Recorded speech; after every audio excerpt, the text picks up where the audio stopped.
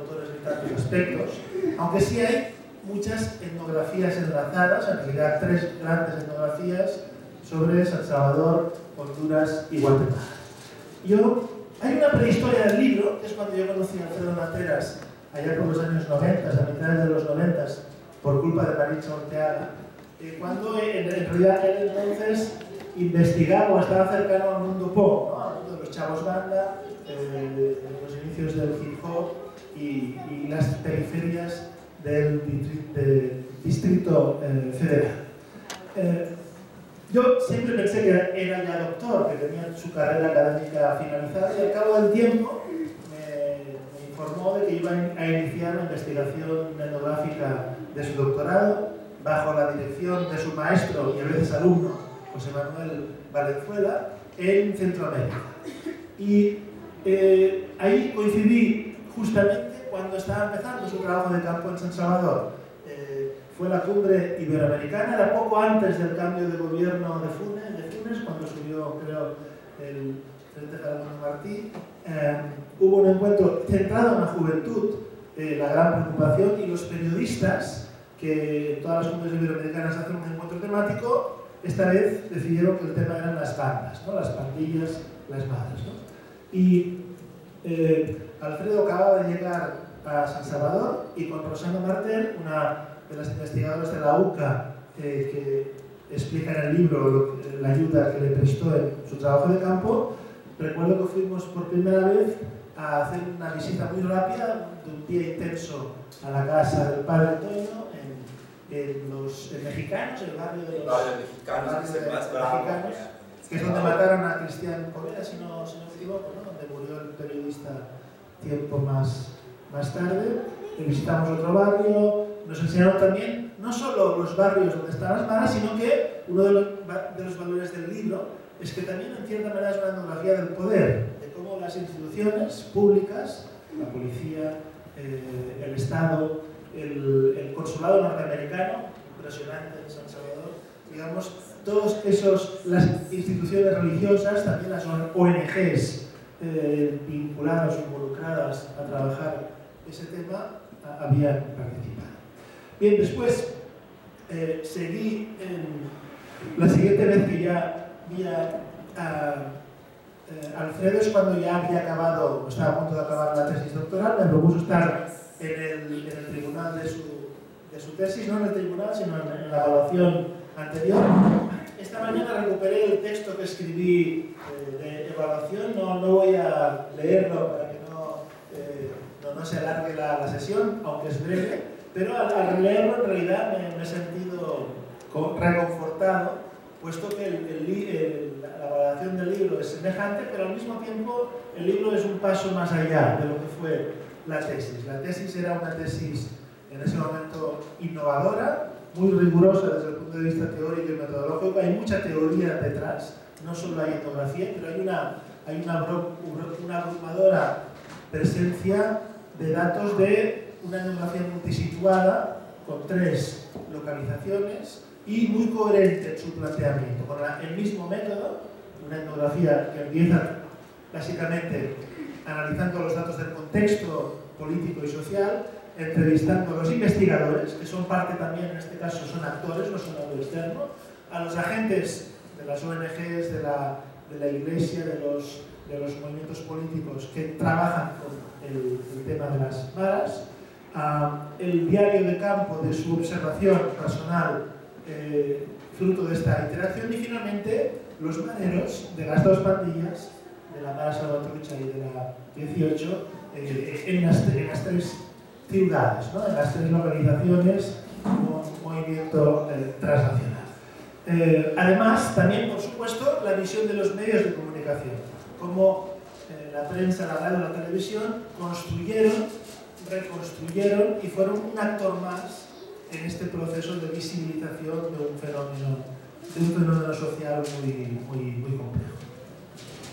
Bien, digamos, después de la tesis doctoral que tuvo la máxima calificación, al cabo de 4 años tuvo el acierto de convertirlo en un libro cuya primera edición se agotó, y esta es la segunda edición que aparece, y hoy ya le le estoy intentando convencer, y creo que no soy el único, que haga una versión más en plan ensayo, de actualización, donde incorpora algunas de las reflexiones que esta mañana compartió con todos nosotros sobre la evolución del fenómeno, el tema de la tregua, el tema de la organización criminal o no, y finalmente un tema central que es el que a mí más me interesa, la internacionalización del modelo de las maras. En realidad, durante el mismo tiempo en que Alfredo estaba investigando las maras de Centroamérica, yo estaba investigando las bandas latinas en España, en Barcelona, y desde el principio, desde 2005, el leitmotiv constante era: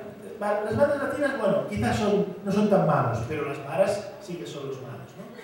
Y el segundo tema era que llegan las maras, que llegan las maras, que llegan las maras. Recuerdo perfectamente cuando empezamos a trabajar con los Latin Kings, que cada entrevista periodística que concedíamos, el periodista o policía de turno nos decía: sí, vale, esto es de acuerdo, pero los malos son las maras y están a punto de llegar. Desde el 2005, 2006, que están a punto de llegar. 2008, están a punto de llegar.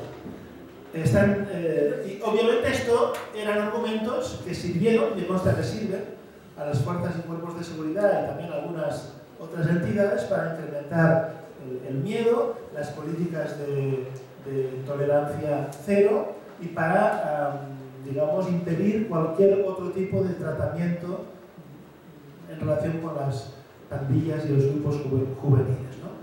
En realidad, las maras llegaron, ya que han llegado el nombre de las maras. De hecho, en nuestro trabajo de campo encontramos en Barcelona, en varios barrios de Barcelona, grafitis de la MS, sobre todo, y también algo de la 18. Incluso me contaron un caso muy curioso de una amenaza que hubo en un instituto de Barcelona en el cual un grupo de estudiantes se hicieron pasar por MS y recortando como la mafia, ¿no? Recortando letras de periódicos, amenazaron a una chica de los Latin Kings, ¿no? Y eso, el director, cuando la vio, que me lo contaba, primero pensó que era un juego, pero después se asustó y llamó a los Mossos de Escuadra, que es la Policía Autonómica, y hubo todo un seguimiento y un control. Sí que hubo al menos en 3 ciudades de la periferia de Barcelona había grupos MS, aunque no directamente vinculados con los centroamericanos ni con la estructura. En realidad, la MS en Barcelona era algo parecido a cualquier otro grupo juvenil, ¿no? Simplemente usaban o adaptaban la estética y el nombre y todo lo que ello comportaba para sentirse importantes y dar miedo. Pero sí que había en la Modelo, que es la gran cárcel de Barcelona, y en la cárcel de jóvenes, 2 o 3 mareros de verdad, es decir, gente deportada o que habían emigrado desde Centroamérica. Yo conocía a un hondureño que habían pertenecido a una clica de las maras en Honduras y estaban en la cárcel cumpliendo penas, no por ser de una mara, sino por delitos que habían cometido. Bien, esto hasta hoy sigue, cada vez que hay algún tema vinculado a la mara, pues hay toda la imagen absolutamente provocadora del miedo, donde no hay ningún matiz posible. Cuando tú intentas justificar o explicar, explicamos esta mañana, enseguida te acusan de ser un iluso, un buenista, que estar mintiendo, aunque des muchos datos. Las maras, por definición, son no malos, como decía un título, malísimos. O sea, no son malos, son malísimos. Y ya no impide cualquier discusión y cualquier razonamiento, ¿no? Fuimos a un debate en la televisión sobre las bandas latinas y el proceso de pacificación y negociación en el cual estábamos participando, y lo ilustraron con la fotografía de un supuesto marero de San Salvador que presumía de haber matado a unos 20 o 30 personas, ¿no? Claro, ante eso era difícil razonar. Por tanto, digamos, lo que le pido a Alfredo es que intente que después de este libro no se quede en la historia, en la prehistoria y en la historia y en una etnografía muy rica sobre estas dos pandillas transnacionales, sino que intente hacer un ensayo que le dé una visión global y que sea polémico también desde el punto de vista político, porque el debate que generó la tregua en San Salvador y todos los debates que ha habido a posteriori quedan siempre abortados por estas políticas neoliberales, donde la seguridad es el único argumento, donde obviamente hay quien se beneficia de ello. Por ejemplo, no sé si sabéis que la mayor empresa mundial de asesoría de policías está liderada por el antiguo director de la policía, primero de Nueva York y después de Los Ángeles, que ahora no me viene el nombre, de la época de Reagan. Empezó en la época de Reagan y después también estuvo con Bush y creó la mayor empresa y que asesoró a los gobiernos de Centroamérica y últimamente también al gobierno del PP en España para prevenir la lucha contra las pandillas. Y también asesoró al gobierno de Gran Bretaña cuando en 2011, en julio de 2011, recordar, hubo las gangs en Londres, que hubo unos disturbios muy importantes y se atribuyeron a los jóvenes, en este caso de origen de las Antillas, ¿no? de Jamaica, agrupados en bandas.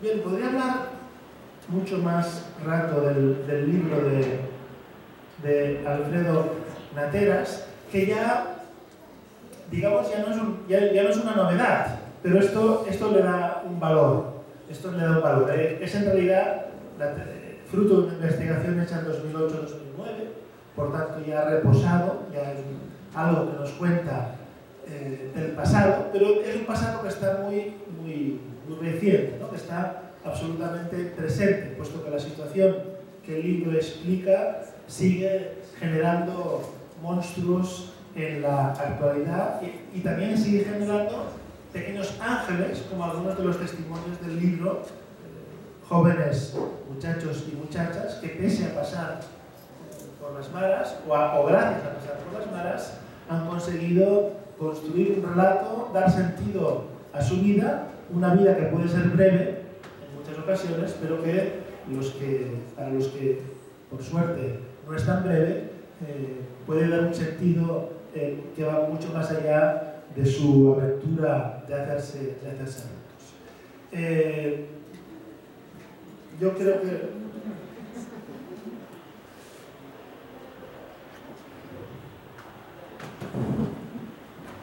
así, y para acabar una anécdota.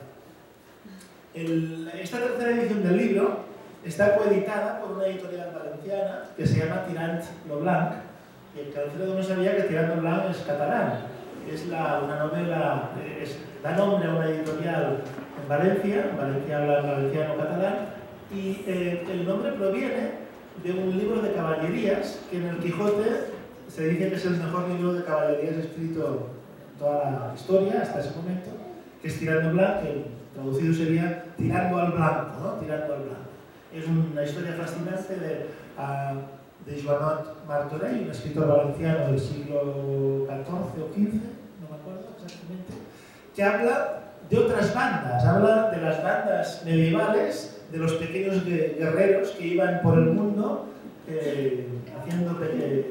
alistándose en pequeñas incursiones guerreras, enamorando a princesas y a nobles y sintiéndose orgullosos por sus escudos, por sus, no tatuajes, pero por sus banderas, por sus identidades en un espacio mediterráneo que en ese momento era el centro del mundo y que hoy es, podríamos decir, la periferia de las nuevas fronteras que intentamos construir y que también algunos intentamos resistir. Aquí me quedo y dejo que Alfredo cierre el...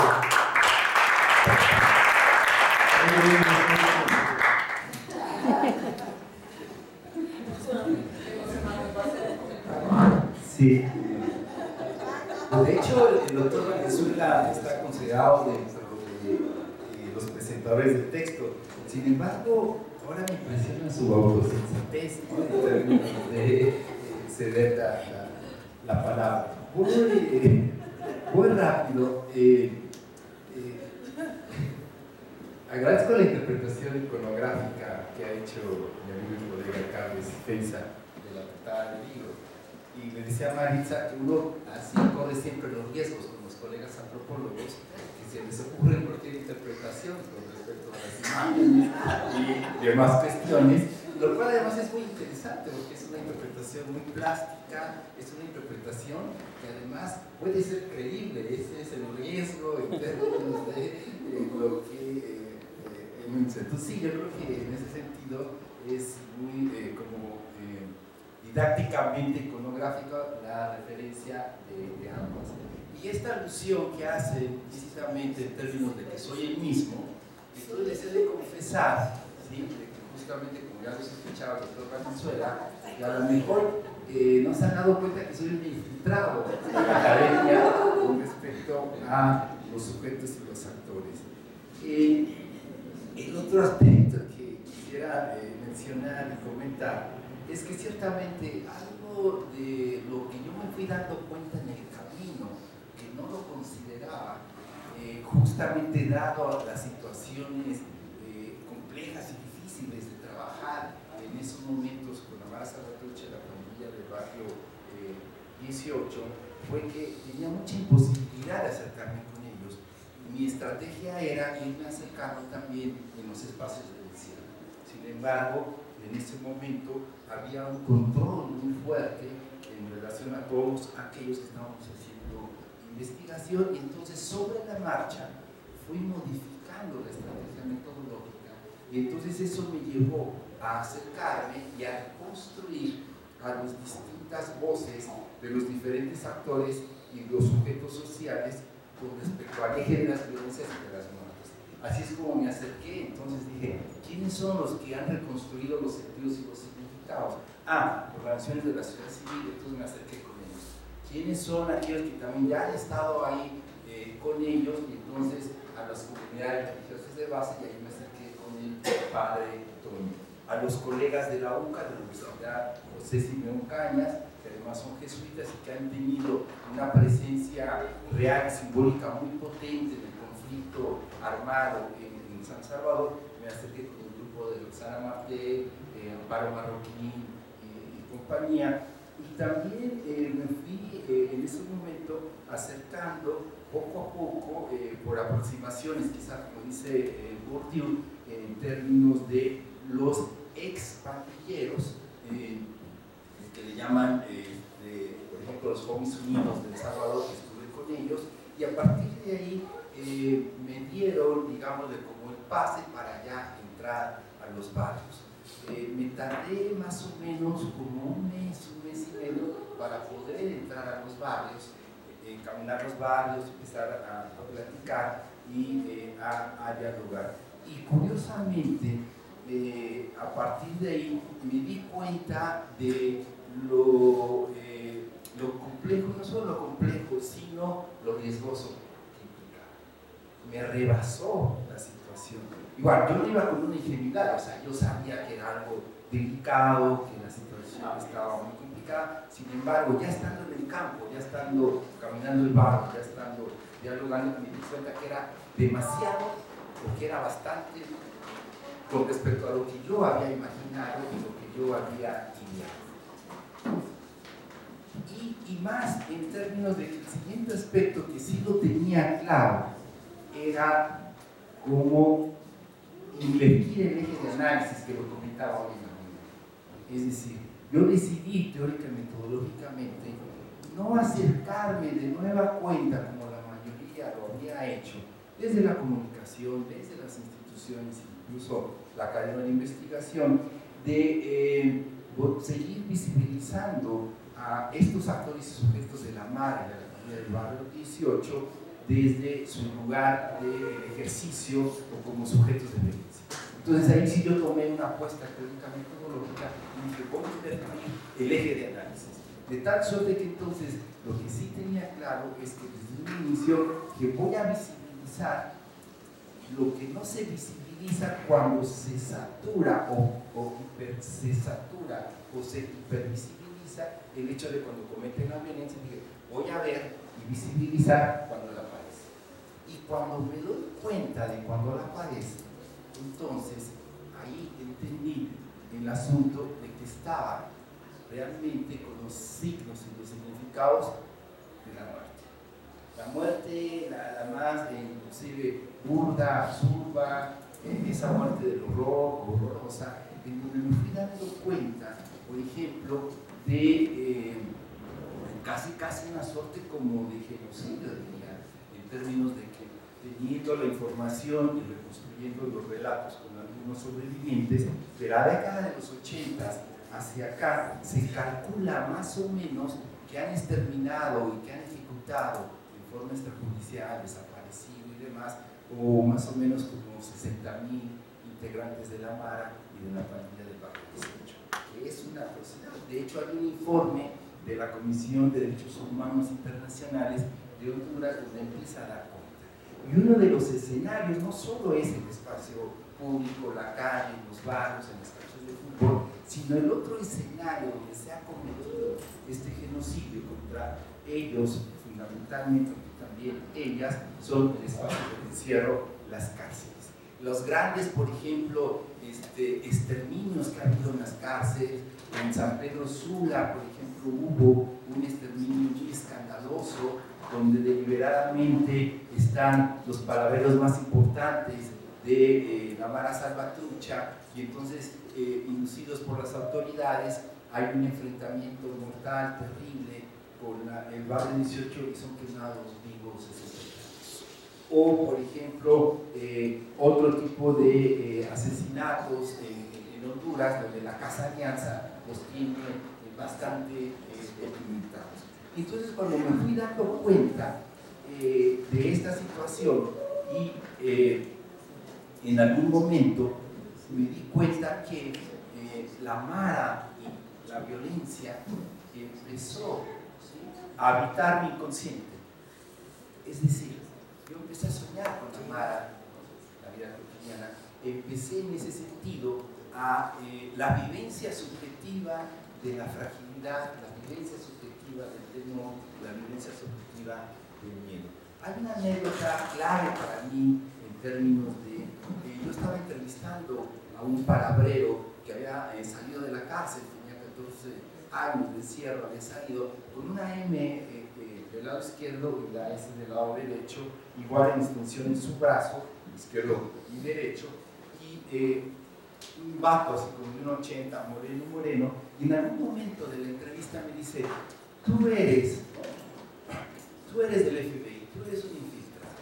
Y entonces desde mi ingenuidad y la cuestión de la broma mexicana como soy, a lo mejor el mexicano no tiene mucho que ver, pero yo soy yo, pero yo dije, no, yo no soy del FBI, ¿sí? Yo soy de la DEA. Silencio, la mirada clavada, y entonces el vato hace esto y me muestra un arma que trae, ¿no? Y entonces yo dije, puta, ya fue, ¿no? O sea, en ese momento, ¿sí?, caí en la cuenta de la seriedad, ¿no?, de la cuestión que yo había hecho como tontería. Y entonces le digo, ¿sí?, digo, no, espera, pero ¿por qué crees que yo soy un infiltrado? ¿Sí? Ah, no, le digo, espera. Le digo, espera, mira, voy a sacar mi credencial de la UAM. De la UAM. Y le digo, mira, yo soy profesor de la UAM. Y el vato agarra con una seriedad y una frialdad y me dice, sí, pues esto me demuestra que sigues infiltrado, porque está diciendo un documento falso. Claro, entonces en ese momento dije, silencio, y yo creo que ahí fue, como dicen los psicólogos, como un insight, en términos de digo, ¿y por qué crees que yo soy infiltrado? Y el vato me dice, por el tipo de preguntas que me haces, por el tipo de información que tú estás indagando. Y entonces le digo, ¿y qué tipo de información? Me preguntas por la violencia, las armas, me preguntas por la organización, las nuevas reglas, y entonces le digo, ¿y qué me recomiendas? Y me dice, ya no preguntes eso, y además, esta frase se fue clara para mí, me dice, y Dios te cuida, pero no abuses. Por nosotros no hay dificultad, entonces me da el pase.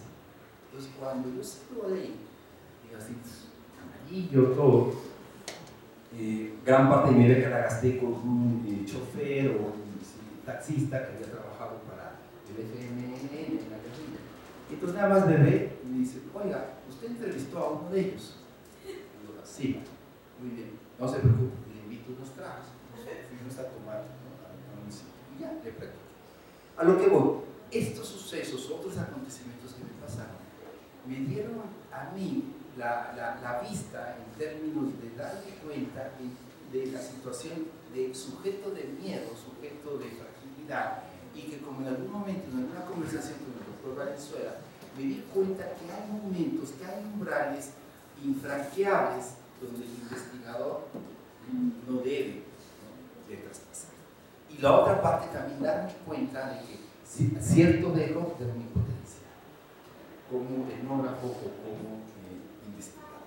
Entonces, a partir de ahí, me di cuenta que estos temores, estos miedos, y empecé a tener problemas también de insomnio. Entonces, me di cuenta que el objeto de estudio me había penetrado, que los sujetos y los actores me habían penetrado. Y esto yo, desde algún lugar, traje